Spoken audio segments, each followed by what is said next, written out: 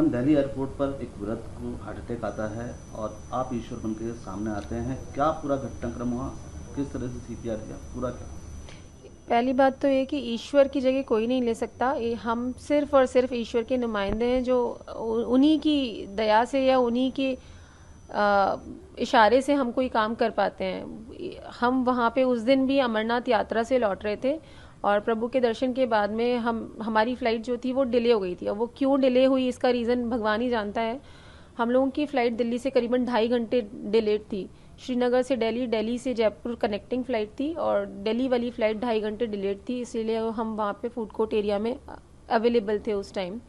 और जो food court area में जिस स्टॉल पे हम थे उसके पास वाली ही स्टॉल पे एक वृद्ध सज्जन थे जो कि अचानक से गिर गए और हम उस तरफ भागे।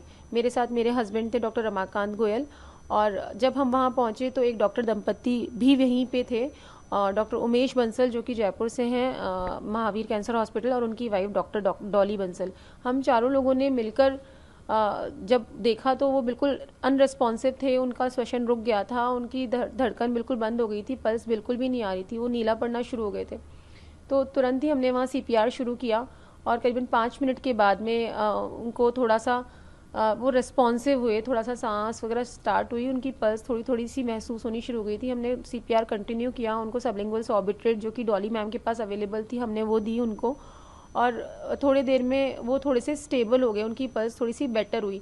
इसी दौरान जो एयरपोर्ट का स्टाफ था उसको भी कॉल किया गया, एयरपोर्ट का पर्सनल जो स्टाफ था वो वहाँ पे आना शुरू हो गया। उनके पास में कुछ पल्स ऑक्सीमीटर, ग्लूकोमीटर वगैरह थे, तो हमने जब चेक किया तो उनकी पल्स और सैचुरेशन बेटर था। उनका फ़ोन अंकल के पास था जो कि स्क्रीन लॉक था, उसको हमने जब वो रिस्पॉन्सिव हुए तो उसका स्क्रीन लॉक खोला, उनकी वाइफ को फ़ोन किया उन्होंने वहाँ से, और उनकी वाइफ कहीं और थे, वो जब वहाँ आए तो उनको लेके एयरपोर्ट पर्सनल वहाँ से फिर चले गए।